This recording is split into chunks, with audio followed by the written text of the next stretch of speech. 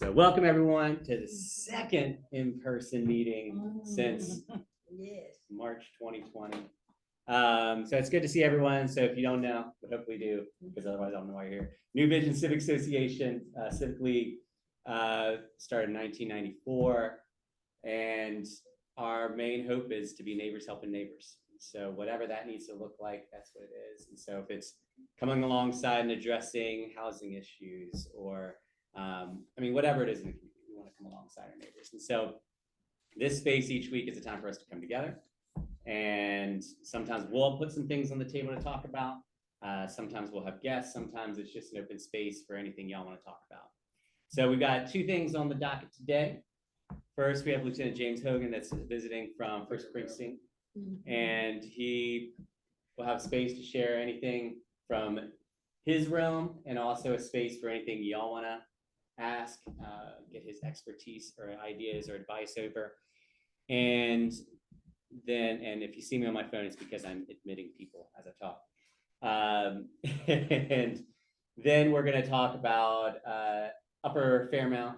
So we got Eric Mai here, and Eric and I had a good conversation, a month ago. Yeah, just talking about how we can make sure the community beyond our technical geographic footprint isn't left out from having support, having a body of people alongside. So we'll get more into that.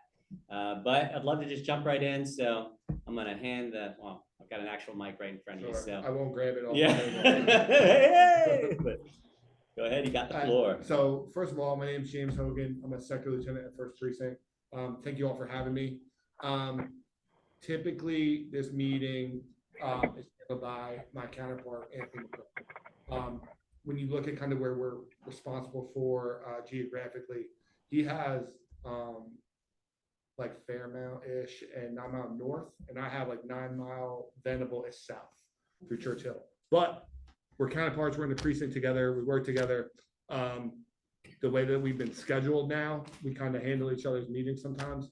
So we have similar philosophies in how we come into these spaces. And I know traditionally, before he and I made lieutenant, a lot of times representatives came in and just beat people over the head with statistics without context. And we try to shy away from that because it almost means nothing, right? Like if I tell you that property crime is up in First Precinct, well, First Precinct stresses all the way down to Hillside Court. It has Shackle Bottom. It has lots of things that don't have anything to do with your neighborhood. So what we try to do is most importantly take feedback, questions, concerns, and not from the people in the room, and then offer some on the front end just some general tips on trying to reducing the potential for you to be victimized in some of the crimes that we see that are occurring. And primarily what we're telling people is don't leave your belongings in your car if you could avoid it overnight, right? Like don't leave your laptop in your car. Don't leave your purse in your car, your wallet, your iPhone. Don't leave your key in your car overnight, which sounds absurd for me to be in here saying, but I wouldn't be saying it if we weren't seeing an absolute pandemic of people just leaving the key to their car in their car overnight. Or they leave their key to their partner's car in their car, and they leave the key to their car in their partner's car, parked immediately next to each other. And then what ends up happening is we find both of those cars, one in Southside and one in Henrico, but not where you left them and not being driven by you. So those motor vehicle related crimes, the things being stolen out of them, the cars being stolen themselves, that's the thing we're really trying to drive home to people because we see it a lot in the East End. We're just being tormented with it. And it's a horribly invasive crime to have someone go through or to steal your car. So we would like to reduce the opportunity for you guys to be subjected to that stuff by just giving you those little tidbits. Don't keep things in the car overnight, especially not the keys. The other thing we're kind of trying to drive home to people is specifically like since COVID happened, a lot of people aren't going to the store as much. They're ordering things to their house, Amazon or whatever, and those packages tend to walk away off your porch if you're not being mindful of when they're coming.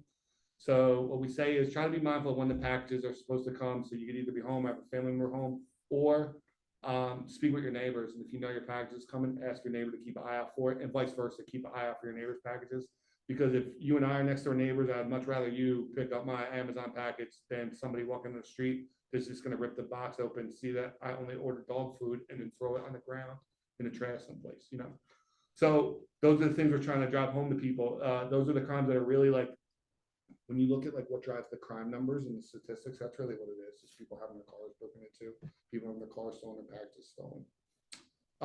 But with those little basic tidbits being said, I would just like to open this up to you all. If you have any questions or concerns, anything you want to ask me about, I'll try to be as forthcoming with anything I have information on as I possibly can. Except for the Cowboys fan, I can't talk to you directly. I'll have to talk to somebody else because I can't speak to Cowboys fans directly. It's nothing personal. If you zip it up, we can have a whole conversation. Thank you. Who is your team? The Giants. Yes, I'm a little ashamed. I didn't say that with pride. We got the Eagles fans in here? Yeah. There's always, the room always had, like, there's somebody from the NFC East always represented in the room. So I know that there's a Commanders fan here too. You don't have to embarrass yourself in public by saying it, but. I know my son's still a Dolphins fan. Bless his Oh, heart. man, yeah. Since he was a little boy. Poor guy. I think you had a question? Well, yeah, I was just gonna ask Sure. you, a couple months ago, it seemed like the catalytic converter issue was pretty big. Is that starting to be curtailed? It kind of goes in waves, Yeah. and it's a really hard one to enforce, specifically because we need to be litigated out of it. And when I say that, I mean like there needs to be a VIN number on your catalytic converter, just like there would be on your car. I can't just take a car and scrap it without having the paperwork, but I can do it with the catalytic converter because we don't have any legislation saying, like, legislated, not litigated. We need to be legislated out of it. We see it come and go in waves. We're not seeing a rash of it right now. Right. And for me to say, oh, we solved that, that would be that wouldn't be fair. I mean, it would be wrong for me to take credit for it. When we get cases that we have video footage or whatever, we certainly work on them. We're part of a greater area task force of detectives that are trying to put their heads together, sharing information when they do make arrests. But I would say that just right now we happen to be in a lull for it, which is like, let's hope the lull just continues on indefinitely. But until we see legislation that makes it a little harder for those things to be scrapped, that's going to be something that rears its ugly head every couple months. So what's the deal? They're taking them and they sell them to shops? They take it to scrap metal places. So the catalytic converter itself is filled with precious metal. Right. And it's the most expensive part of the car when you're scrapping it for just for metal purposes. So they can go underneath the car, cut that chunk off relatively quickly. Yeah. And then they just take that piece down and, you know, they'll take a truckload we'll get a truckload from New Jersey here and they'll get $20,000 for a truckload of those things, or they'll go down to North Carolina, they'll get $15,000 to $20,000. And it's so quick and it happens in the middle of the night and people hear it. And it's like the sound of a saw for 3 seconds and the sound of a saw for 3 seconds again. It usually doesn't even register. Right. And even people like I'm a little fanatical with my Ring doorbell or my Nest doorbell. I have it set so like every noise sets that thing off. So my phone is always alerting with the camera things, which most people don't have the patience to tolerate. And, you know, and mine has not caught, you know, it happening to neighbors. So it's pretty hard to be awake at 3 a.m. listening for that quick metal on metal saw sound. And then there are also some tools that are silent that people use. So it's just, it's been a really hard thing to kind of keep under our thumb. But right now, like I said, we're in a lull, but I would imagine that, you know, with the summertime coming back around, we'll probably end up, all crime tends to rise when the heat comes. So. Well, I don't know if you guys are aware of this, but Midas, you can make an appointment and take your car in, they will paint the catalytic converter. Yes. Like bright red, green, or yellow, so that when they do cut it out, they can't sell it for scrap. So you're still gonna lose it, but you're screwing in. So the whole idea behind that is it's twofold. One is it's color coded per jurisdiction you live in. Like I think ours is orange. Okay. So like the Richmond, if you've gotten it done, you live in Richmond, you have an orange catalytic converter. I recommend be green. So it's if they do show up at a scrap shop, the scrap shop can call and say, hey, we've got this. It's never going to make its way back to the owner because there's no way to figure out what car, but it helps us hone in on what people are committing the crimes where. But more importantly, it's a visual deterrent. It's most people that are going to commit crimes take the path of least resistance. If your car is locked And when I jiggle your handle, I'm going to her car because her car's unlocked.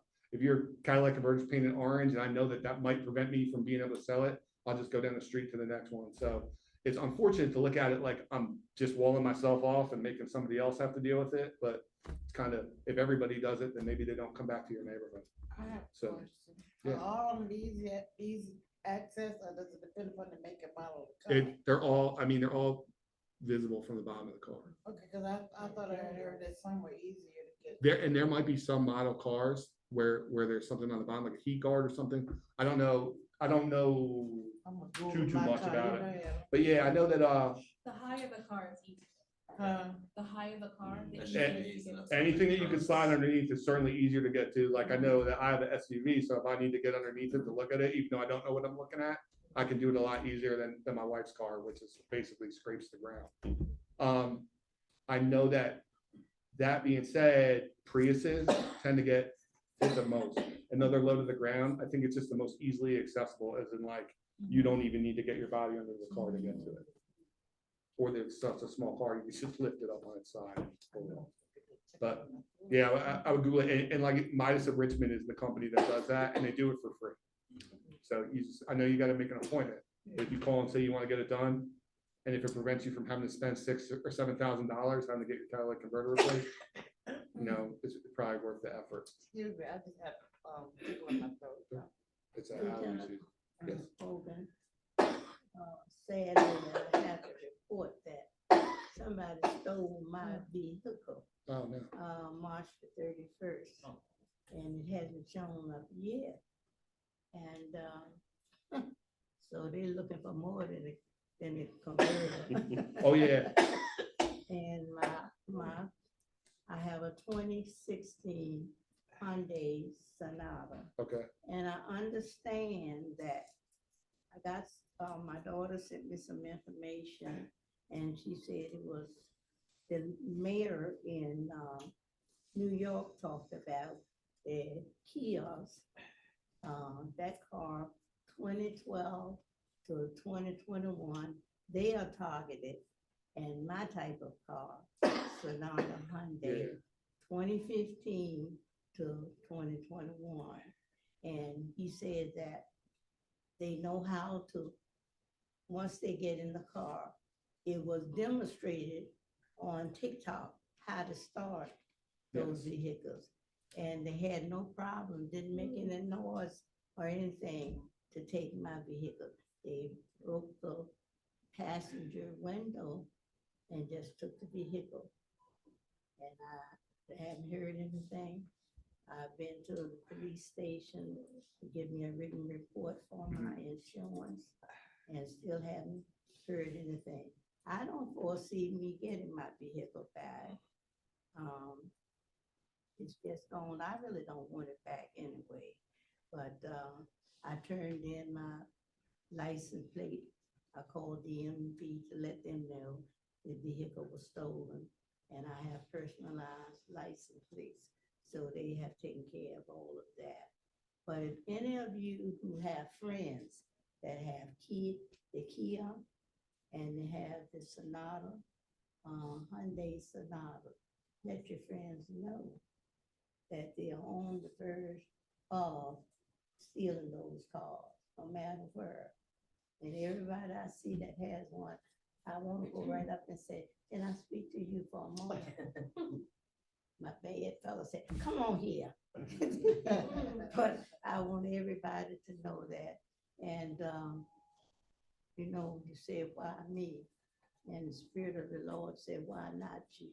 So we've been seeing things happening to other people, but just know it can happen to you too.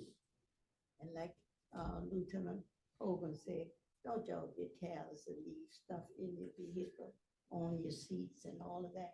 I try to be very careful with that. And even my glove compartment is locked. All of my registration and my inspection, everything was in the glove compartment. So I'm sure they have jimmied that and opened that. I don't know where my car may be. It may not even be here in the city of Richmond. It's possible. It's possible that it's out of the city.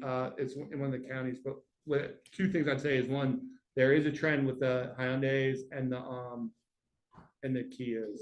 It's those newer model Korean vehicles. There's a way to jumpstart it using the like what you would plug your phone charger into. But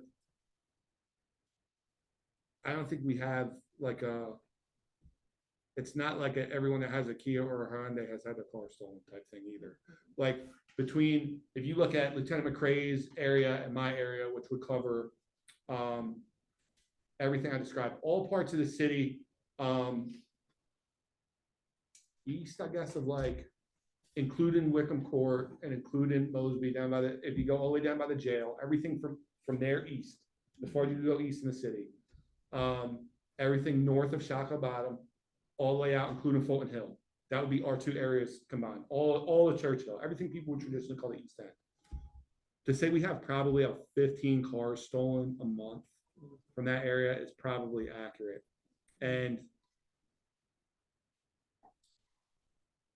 that probably averages out to like 1 or 2 cars per neighborhood a month, which is like harder to get under control than it would be if it was like 15 cars in one neighborhood. If it was 15 cars in one neighborhood, we'd probably have it solved in a day.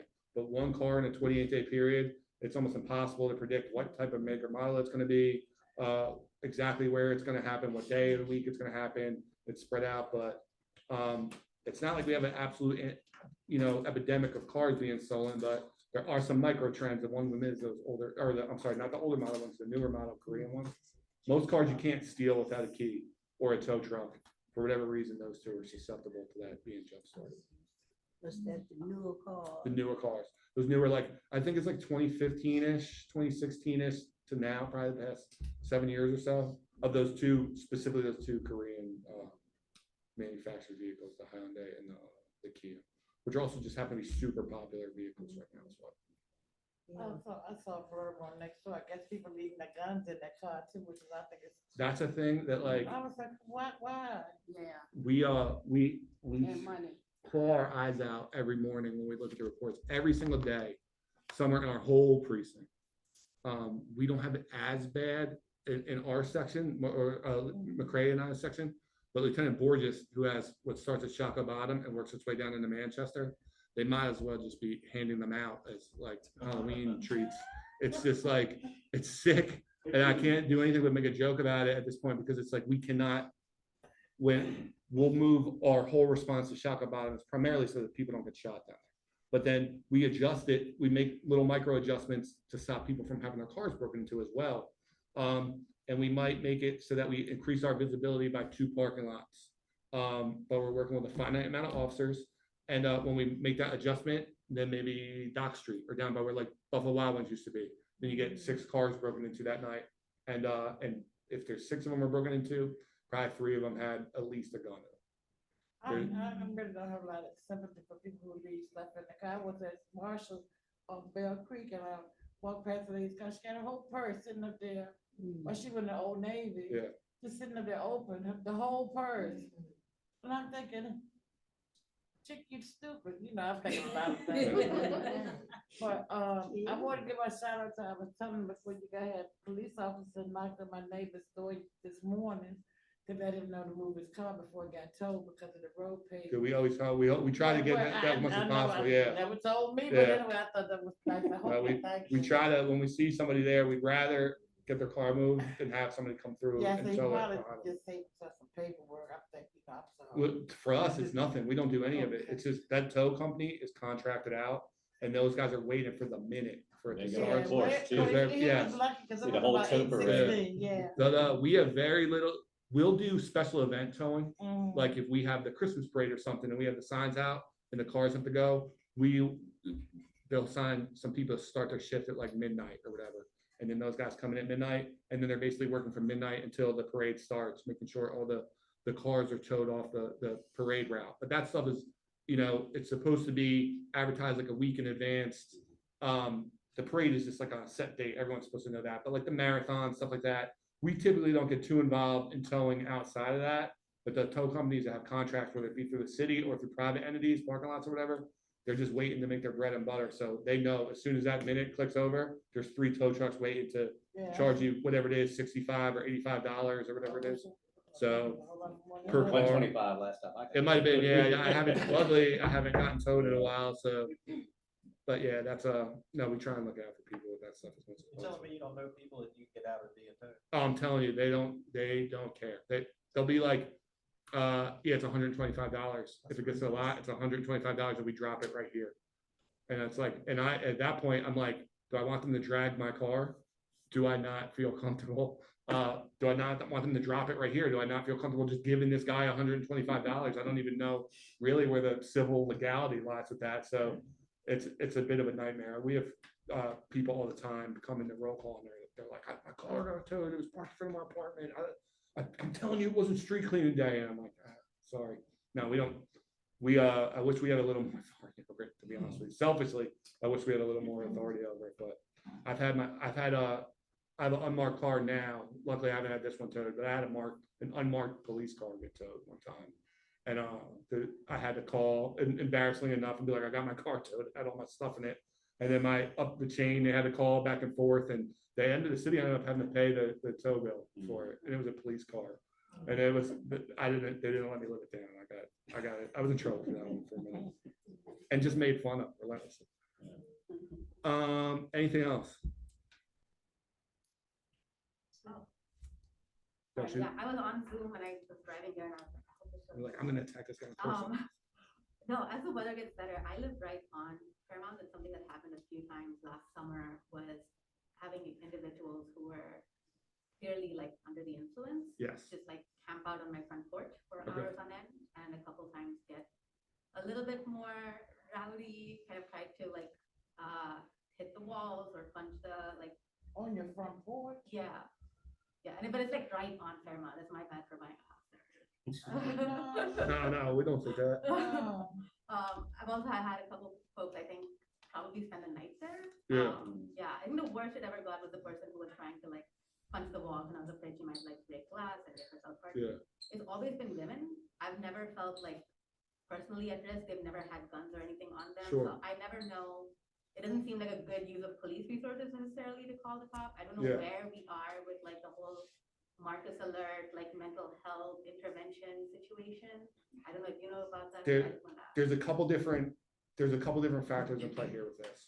So specifically from the alert standpoint, it is statutorily required that jurisdictions, especially the larger jurisdictions, have it's called a co-response team, and it's an officer and a behavioral health specialist that ride together. So we have that now. Typically now we have Monday through Friday coverage during the day and at night. We just don't have enough people on either end, from Richmond Behavioral Health or from the police department, to cover it on the weekends too. And then if one of those people is out of work that day, we're just out of luck. But we're moving in the direction of, with the very limited staffing that we have, we're moving in the direction of getting that bolstered so that we can offer that more. So that is an option. When you call and you say whatever you say about it, it gets dispatched as like a mental health party call, and those officers are typically able, because they're free, they don't do anything other than that. So they're free to respond to that type of stuff. And even when it is one of our patrol officers, we have something that I feel comfortable hanging my hat on in public, is that we have invested pretty heavily in mental health response training, where other agencies, especially smaller agencies, probably haven't been able to afford it or haven't been as far ahead of the curve. So like, it's not to say that we've never had an incident or we've never had a tragedy. That'd not be true.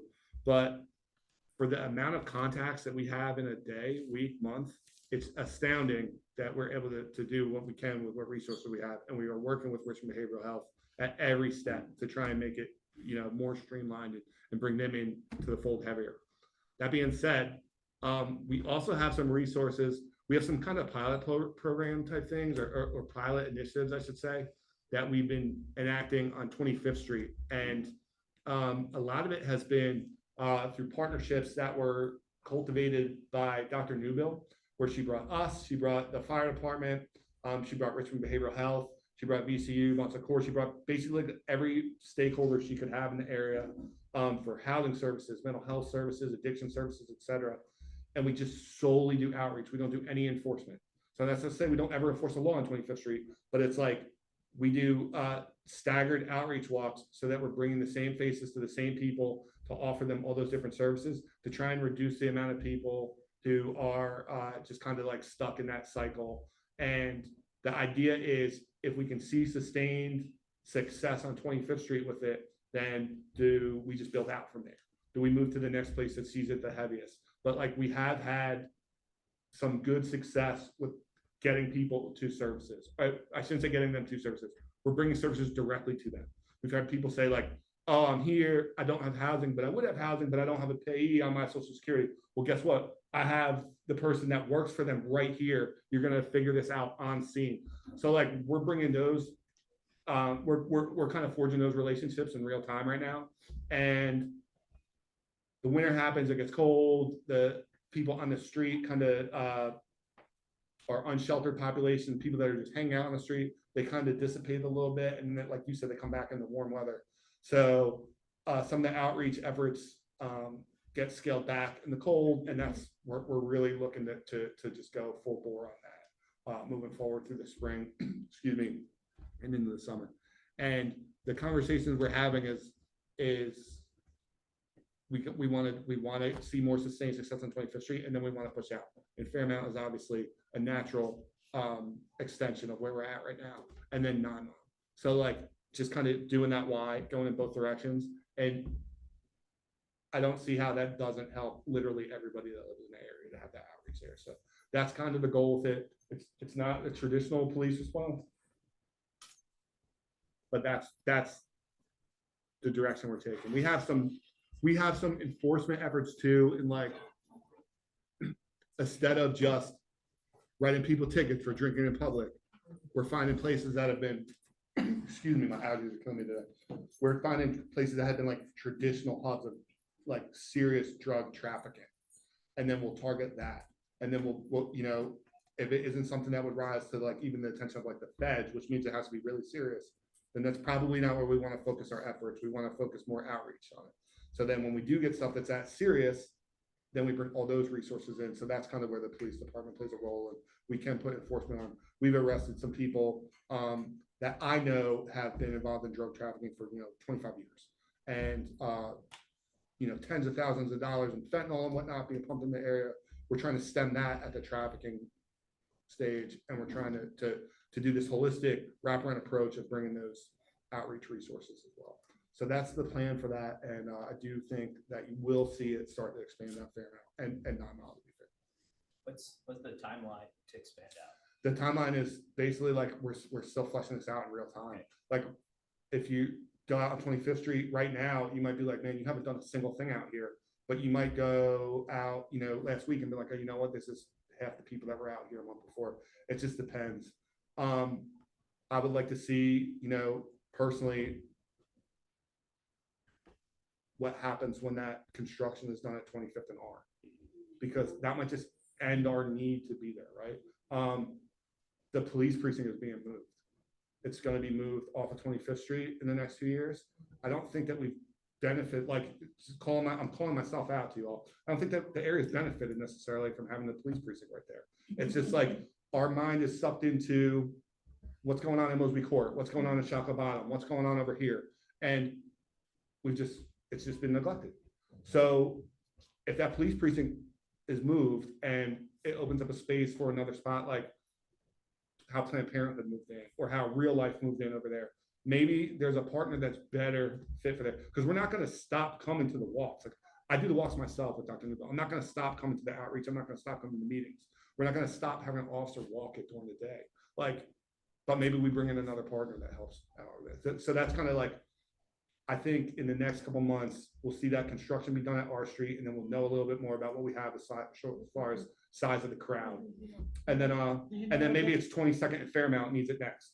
Do you know what they're building? That was my next question. I don't. They haven't sold it yet. It's still I think us. it's just gonna be commercial. I have no Do you know idea. where the new precinct? We're moving to the parking lot of the jail.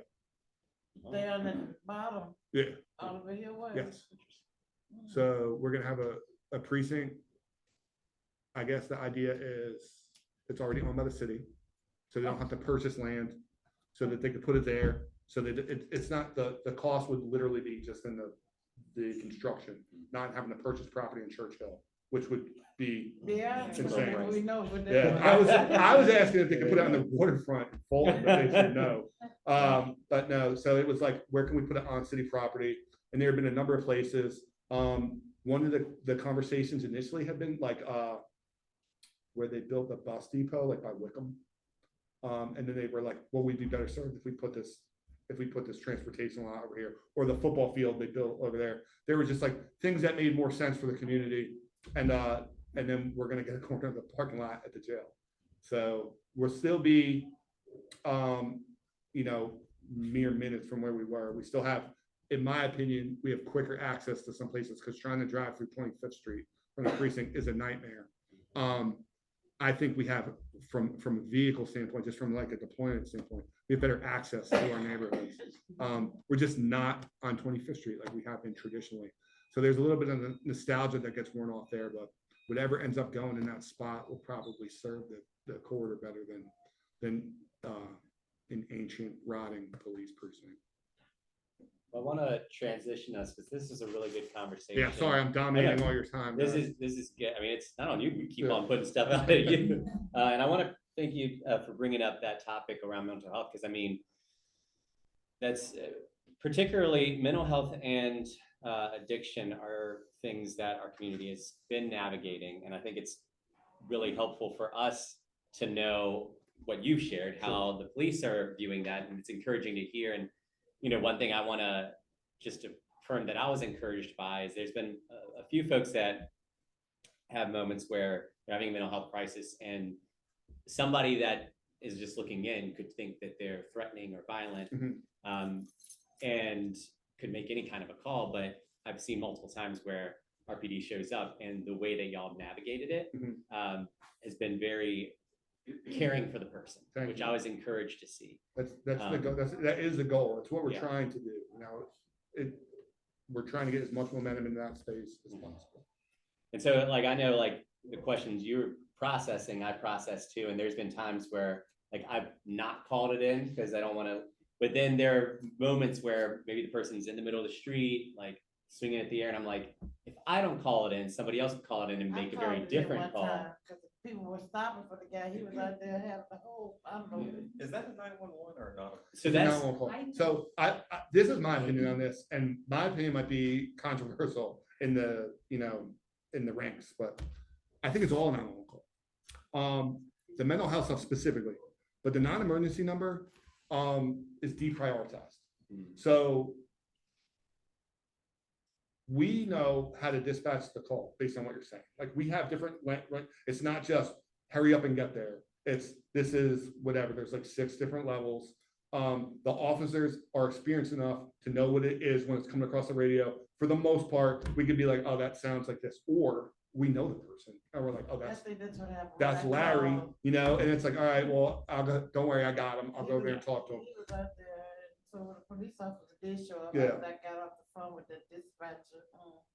Anyway, he asked me something. I was like, late, I'm in the bed. I don't know what he had on, but anyway, he just kind of moved it on. But he was out, he was banging up against a neighbor's car, and doing all sorts of unseemly things to the car. and what I'll typically try to say is, like, I'll try to communicate, it seems like a mental health crisis. Yeah. I don't think they're a threat to others. But Yeah. No, I was afraid he was gonna get hit because that's he was in the middle of the that's street. true. People come down Q Street kind of fast. Oh, yeah. Yeah, kind of fast. There's 2 neighborhoods, Churchill and the Fam, where it's like the tightest, hardest to drive, like hardest to navigate area. And people are just like, thank you for the challenge, I accept. And they want to do the most aggressive thing they could do in their vehicle Car at all commercials. times. I know, right? But to your point, or to your question, the non-emergency calls are deprioritized. So sometimes that phone doesn't even get answered, just because they don't have enough people in the building. And the Department of Emergency Communications is not part of the police department. It's its own entity within the city. But every city entity, just like everywhere else, has no staffing whatsoever. And department and DEC, we're constantly trying to get people to backfill. We're constantly trying to rehire, and we just cannot. There are times when I need to call a supervisor there and I can't get a hold of one because they're answering 911 calls. So my thing is always like, just call 911, because we can figure out like the severity of the call. We'd rather you get through to somebody and get it out there so we can get to the person that needs the help before it turns into something that doesn't need to be. Because what I'd rather see is one of my, crusty 35-year-old veteran day shift officers show up there and know the guy by name and get him home, or get him talking to his counselor on the phone or whatever, than have a neighbor, or maybe not a neighbor, maybe like a contractor, somebody that doesn't know him, freak out and chase a guy down the street with a gun or a crowbar or something like that. So we'd rather have the opportunity to come out there and talk to them. But I'd say just make the calls. Don't call the non-emergency number. Don't even don't waste it. Don't waste your time with that. Just call 911. If it's something where your car got broken into the night before, call 911. We can have somebody take that report over the phone. If it's not something where there's any evidence or whatever that needs to be done, it doesn't need to turn into a big deal. But we could sort that out on our end. I'd rather that happen than the call not go through or just fall so far back in the stack that it's 2 hours later before an officer can get dispatched to it. So just make the call and let us sort it out. But we know we can make the call. We'll be fine. That's helpful. Well, thank you so much for coming. Thank you. You're welcome to stay or go. Thank you. I do have to go to another meeting, but I appreciate y'all having me and let me ramble. I'm a talker if you haven't figured that out. But I'll So it's all good stuff. What I am going to do is, and not to steal Anthony's space, but I'm going to leave a stack of my cards here. We share them. Like I said, we share the meetings. The nights I work, he's off. The nights I'm off, he works. So you have access to the two of us. If you need anything, if you can't get in touch with him, you can get in touch with me, or vice versa. Or if you just happen to live south of those areas where I work. So call. If you need anything, email, whatever. You have my cards right here, and don't be strangers. Yeah. Thank you so much. No, thank you all. Have a good night. So Be safe. Appreciate it. the second thing that we got on the docket, and I only had 2 things, so it's good. So I want to talk about Upper Fairmount. And so here's the backdrop. We talked about this in a few of the meetings, and I want to give you an update of where things are. So the way civic associations work, they have a geographic footprint. The city's got a map, and all these things are broken up. But the other way that civic associations work is sometimes they don't. And so you'll have some that are, like New Visions, 94 and still going, and others that come and then suddenly disappear. And what can happen is you can have areas of the community that are strongly supported in other areas that have no representation, nobody that's kind of vouching for the community or speaking for the community or standing up for the community.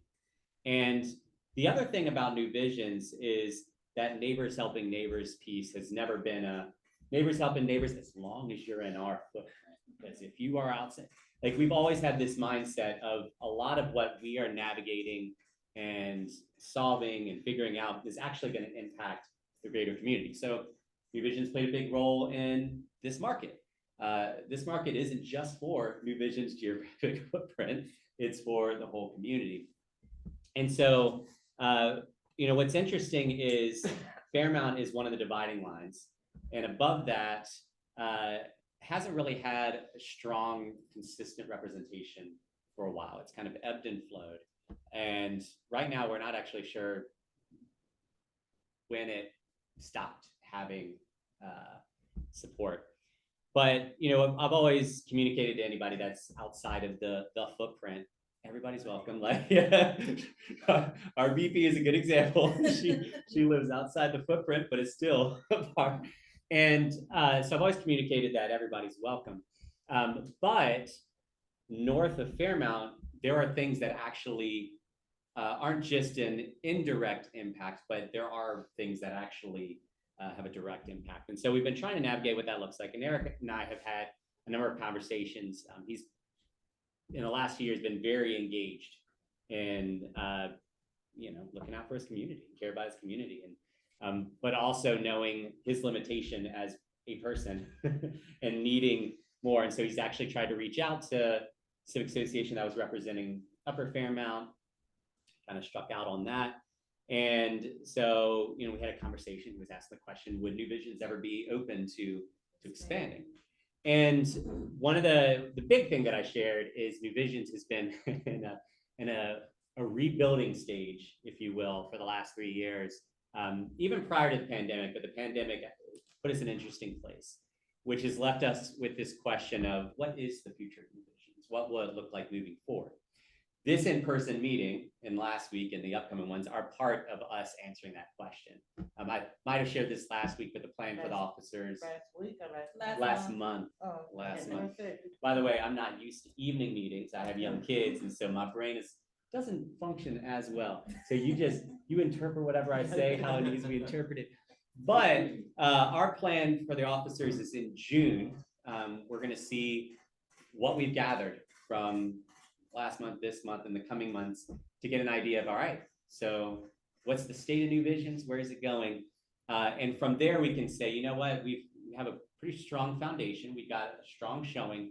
And so I think we could look at expanding versus like, I wouldn't want to say, yeah, come on, we're going to expand it now. And then like Sheen and I get to June, we're like, we're done with this. And it fizzles out. And then suddenly Eric and anyone else is like, well, what happened? Like, I thought we had something going. So here's the update of where we are and where we're going to go.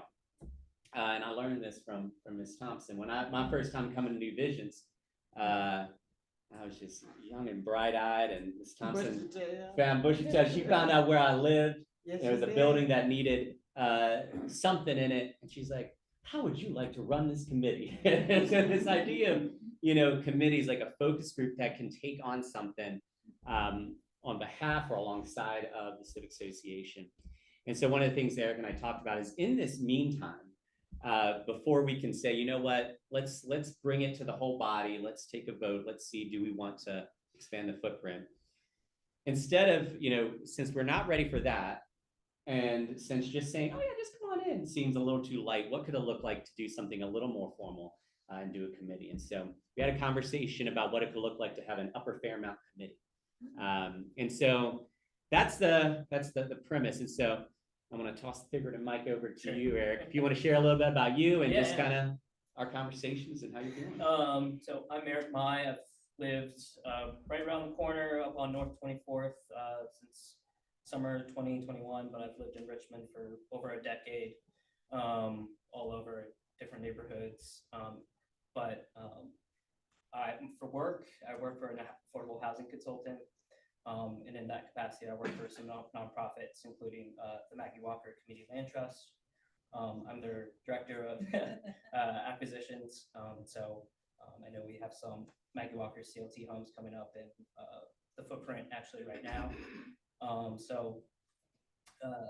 In that capacity, I do a lot of work with community groups. I'm always talking to community associations about what we're doing in their communities, but also I have an urban planning background, so I'm really interested in seeing communities, you know,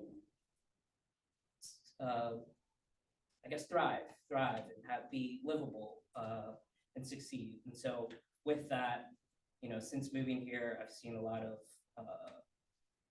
I guess not engagement, you know, with, you know, I walk around and pick up trash and talk to my neighbors about stuff that's going on, and they're like, you know, the city's not doing anything over here. They're not, well, they're finally paving the roads, you know, but they're not focusing on, you know, some abandoned houses that are just sitting there. You know, they're not doing anything about that. And so, you know, that's why I see a lot of power in civic associations, communities coming together to work together to, you know, see a better future for their communities, see those goals realized. And so that's why I talked to Paul, my conversations with, I believe his name was Juan Pierce, was kind of leading the Unity Civic League before. That's who is supposed to be. Yeah. being president.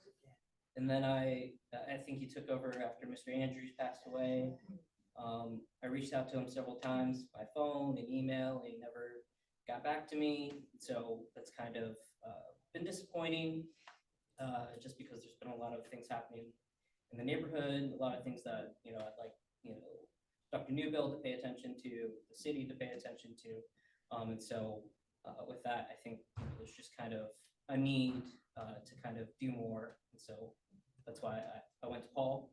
I think I kind of recruited Kelsey and some other people in the neighborhood. I know my neighbor Jerry, I think he's your cousin, Ms. Thompson, Jerry White. Yeah, he said he'd be interested in coming to these meetings too. So, I think we want to see stuff happen. Yeah. I could give you another name, I think that's the 1401 North 24th Street, Mrs. Elnora Hubbard. That's a good member of Unity Okay. Civic League. And see, they sort of became a little laxed after Mr. Andrew died, because they were a very positive and functioning association. So Ms. Hubbard would be another person that you could contact. She's 2 doors down. So that you can get this Civic League moving again. Okay. And honestly, it could take a number of forms, right? Like it could get to a point where like, you know what? Like, let's just join, let's just do one big thing. Or it could be, Unity like just needs to kind of get some life support, come alongside and, suddenly gets a boost and a body of people and then it breaks things off. Of that association and New Vision. I went to them when we first formed. We were in the planning stage of forming New Vision, and I made a plea to Unity Civic League, and I said, well, the proposal that I'm bringing to you, we are new. All of this is new to us, and we are thinking that if the two associations could join together, then we would have a greater footprint. Some folk almost threw me out the meeting. That was the best thing they could have done, because my cohort, Miss Augustine Carter, she was wonderful as a president assistant.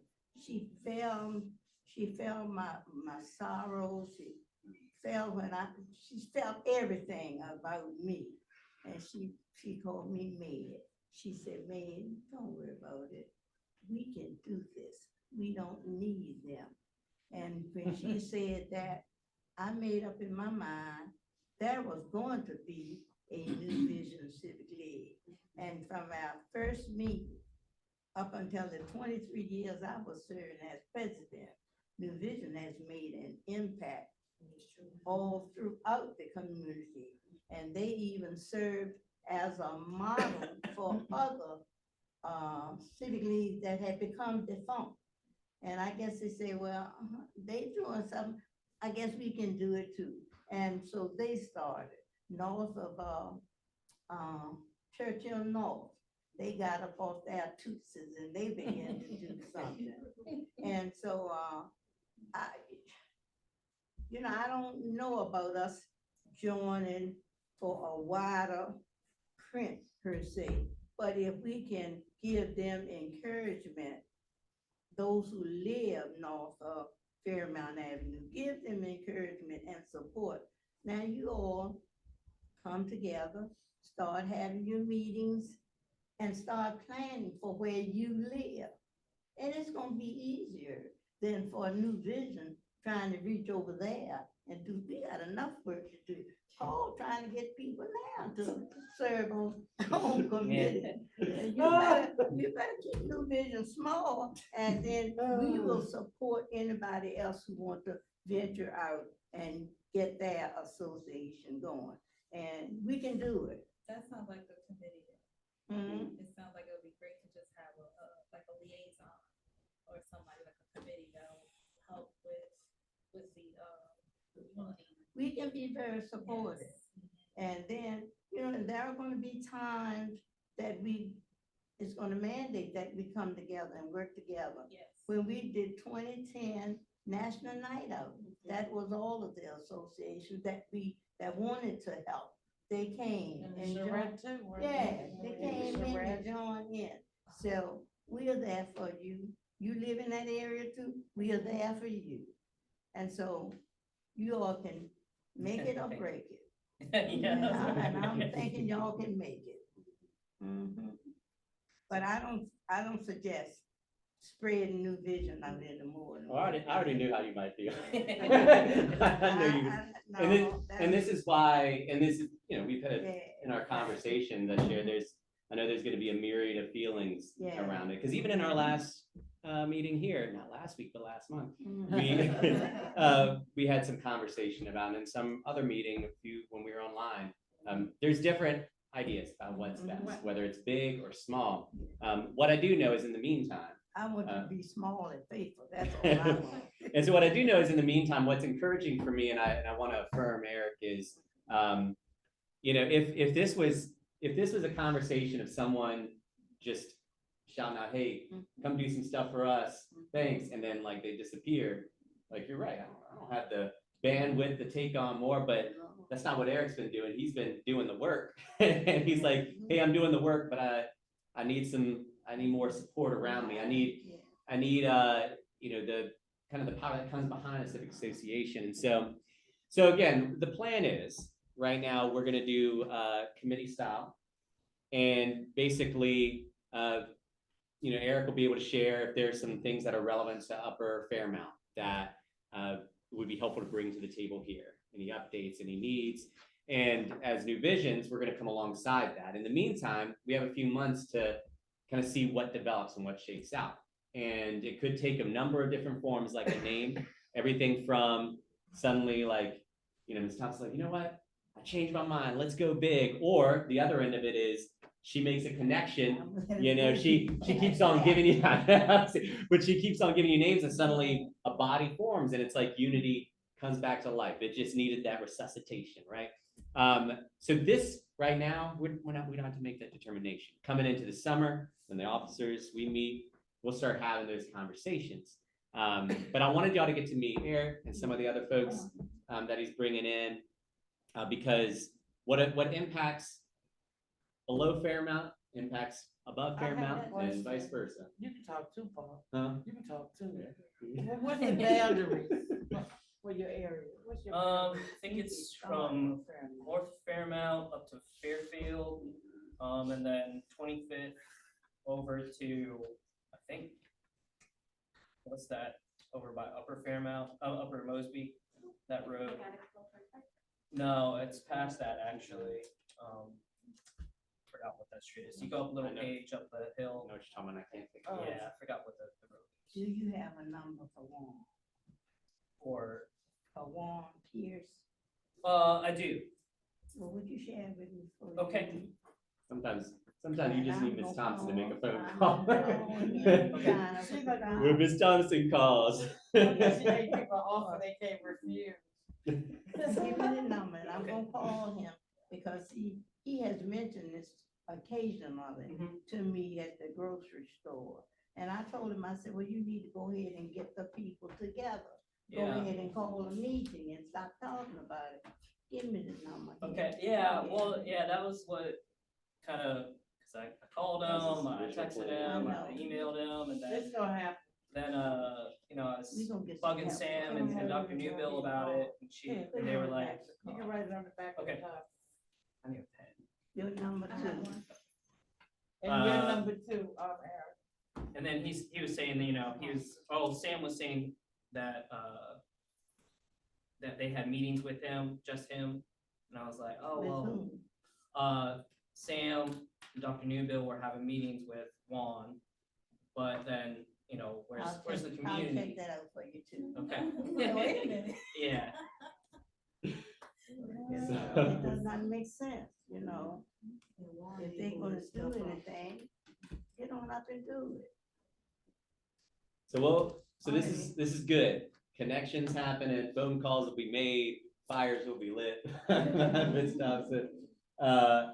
And so in the meantime, you know, we'll keep on giving updates, and it could be that next month, next month, Eric comes in and says, this team made it happen. Unity is getting it back going. So we'll keep y'all updated. But in the meantime, you know, we're going to still be neighbors helping neighbors, and we're just going to stretch out a little bit further in the meantime. I do want to respect everyone's time. It is 7:29. So, you know, if you have something super vital, just pull me aside after.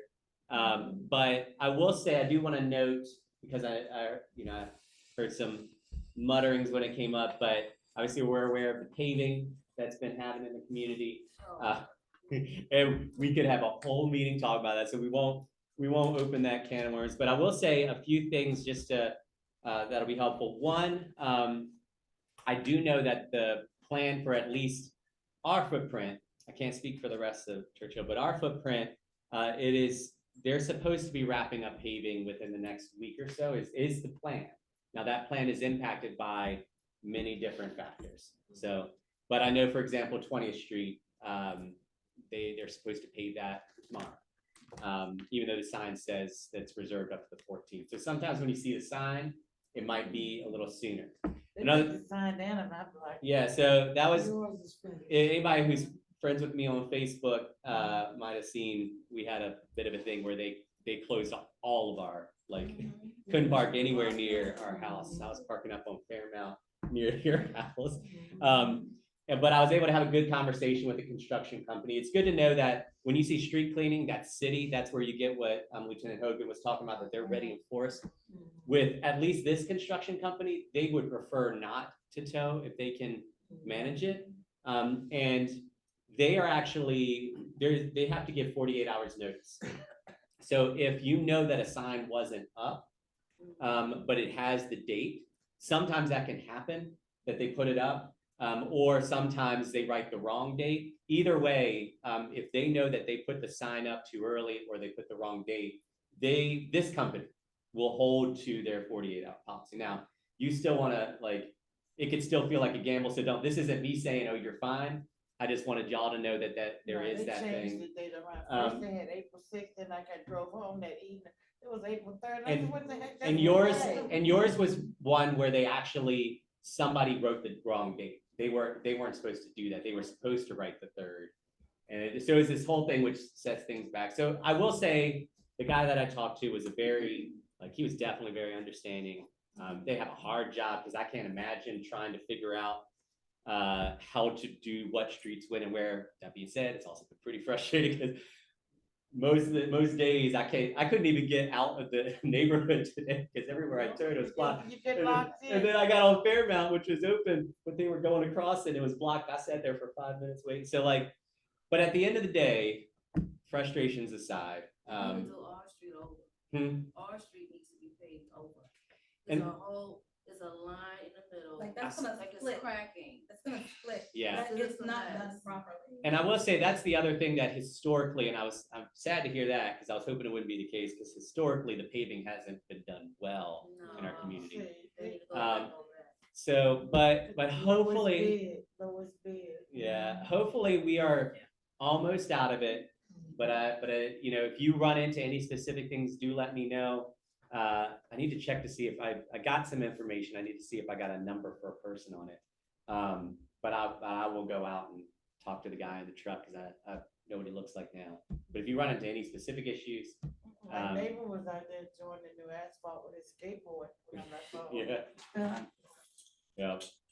Well, on that note, I want to thank all of you for coming out. You know, like I said, in June, we're going to have a big meeting with the officers, but this is encouraging to us, seeing people here. These are good numbers, the last 2 meetings. So I'm really grateful for all of you. What do we have on? All that's left now is Sunny. But Hey, hey, Sonny, but it's like 1 o'clock in the morning where he is right now, so he might have it on his phone and he might be asleep. So you know, but if you're not, Sonny, we appreciate you. Yeah, if you need anything else, you know how to reach me. But with that, do your grocery shopping, go home and eat, do what you got to do. If you can get to your home, they're not paving right now, so. So I intentionally have not been in touch because we're still getting our act together. All right, here, let me stop this. How did you